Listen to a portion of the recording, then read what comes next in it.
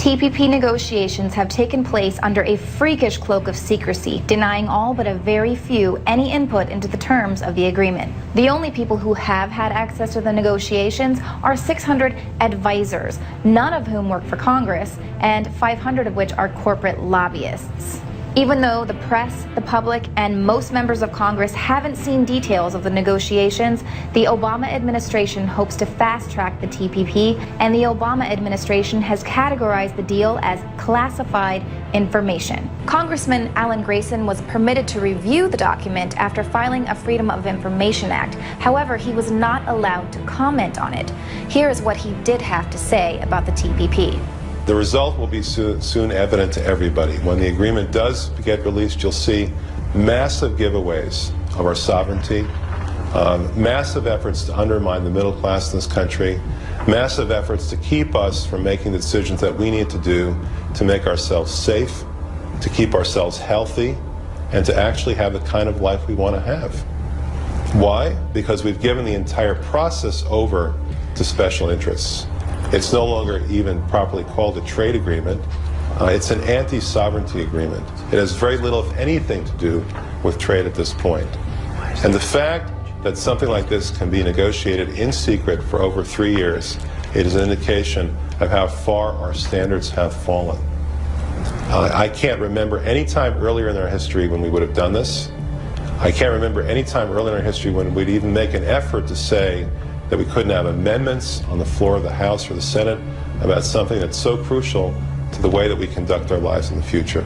So what's so bad about the Trans-Pacific Partnership that it's being labeled as NAFTA on steroids? Well, the chapters that have been leaked reveal plans that would threaten public health, the environment. Are you an internet user? Of course you are. Well, forget about CISPA, SOPA, and PIPA. The TPP rolls all of those regulations up into one global agreement that totally circumvents domestic laws. File downloads could be criminalized, and your internet service provider would become a copyright enforcer, meaning your ISP address could monitor and police your every move using a 3-strike system. After those 3 strikes, your access to the internet could be cut off, including your own personal website, which could be deleted.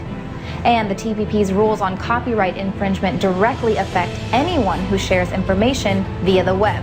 Fair use exceptions could be severely restricted, effectively crippling any sharing of news and videos via YouTube and other platforms. Pharmaceutical companies can institute longer patents that would preserve their monopolies and reduce access to affordable medications. The TPP includes foreign investor protections, which could help corporations offshore jobs. Negotiations include financial deregulation and loss of oversight that could lead to even worse financial meltdowns than what we've experienced. And perhaps the most crippling to sovereign countries, foreign corporations could pummel nations financially if that nation considers a domestic law that will curb expected future profits. This is a huge concern for citizens all over the world, so why aren't these contracts being made available for public review? It's not transparent because if people knew what was going on, they would stop it. If our elected representatives were allowed to see the text, they would have to do something about it. It circumvents domestic laws and puts everything over to international tribunals, it'll be international laws that will decide. So if a country decides they're not going to grow GMOs, or like what we're seeing in Quebec, they don't want fracking there. Well, now these corporations can go in and sue countries or cutting into their expected future profits. And they could say, oh, well, you don't want to grow GMOs or let us frack in your country, then we're going to sue you because you're dipping into our profits. And it's not going to be held in a public court. So even though they're going to be paid, if the country, will have to pay with taxpayer dollars, it's not a public court that it's being tried in. It's a private court. If there was ever a time for Americans to wake up and people around the world to wake up, it's right now. It's right now.